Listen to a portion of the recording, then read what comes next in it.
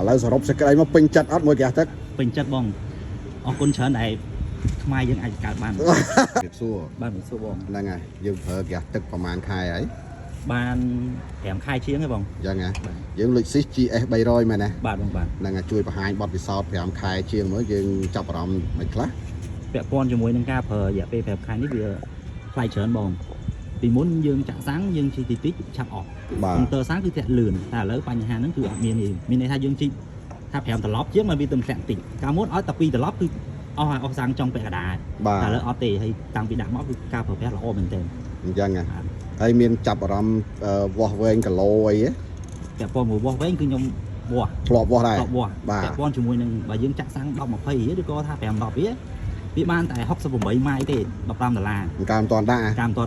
ហើយជីតាមផ្លែក៏ចាប់អស់ដែរតែឥឡូវយើងសាក់5 10វាដូចគ្នាពេលដែលយើងដាក់រយៈពេល2អាទិត្យវាបានដល់តែ125ម៉ាយអញ្ចឹងបាទអូពីមុនការមិនតាន់ដាក់បានតែ60ម៉ាយជាងឯង60ម៉ាយជាងបាទឥឡូវឡើងដល់125ម៉ាយ125ម៉ាយហ្នឹងហើយហ្នឹងពាក់ព័ន្ធជាមួយម៉ាយហ្នឹងគឺវា load estimate នៅក្នុងអេក្រង់នៅក្នុងក្រុងតែបើនៅខេត្តគឺវាស៊ីទីជាងហ្នឹងទៀតបើយើងរត់ខេត្តអញ្ចឹងបាទហើយរត់ឆ្ងាយទៅមិនដែរកម្ដៅម៉ាស៊ីនហើយនឹងលបឿនឡានអីមិនដែរបើលបឿនឡានវិញមានន័យចាប់ពីកុងទ័រ8អីគឺឡានយើងគាត់ដឹងថាម៉ាស៊ីនឆេះផងហ្នឹងវាងាត់ឈឹងហ្មងបាទហើយ smooth បាទតែបងមួយ smooth ហើយកម្ដៅវិញធានាថា 100% ព្រោះឡានខ្ញុំ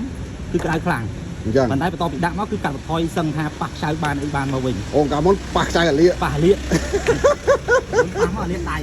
ប៉ះបានអត់អីទេអូឥឡូវប៉ះធម្មតាណាបាទហើយទឹកស្អំអីអត់សូវស៊ីទេអត់ទេបើពាក់ព័ន្ធទឹកស្អំគឺអត់ស៊ីហ្មងអញ្ចឹងម៉ាស៊ីនពាក់ព័ន្ធប្រេងម៉ាស៊ីនមួយទៀតបាទដាក់ហើយគឺដូរប្រេងម៉ាស៊ីនខ្លាឆ្វេងហ្នឹងដោះណាក់ជាងគេដាក់5000ម៉ាយឲ្យខ្ញុំហើយដល់ពេលខ្ញុំសាកដូរគឺនៅតែខ្លាហើយគាត់ថាប្រេង GSC តែពាក់ព័ន្ធមួយខ្ញុំដាក់គឺអត់សូវស៊ីទេអត់ឲ្យទាំងអត់បាត់ទៀតវាបាត់តែវាបាត់តិចមែនទេហ្មងហើយប្រេងនៅស្អាតហ្មងនៅស្អាតនៅខ្លា5000ម៉ាយនៅស្អាតការមិនតាន់ដាក់ថ្ងៃមុននោះបែបខ្មៅហ៎ខ្មៅហើយ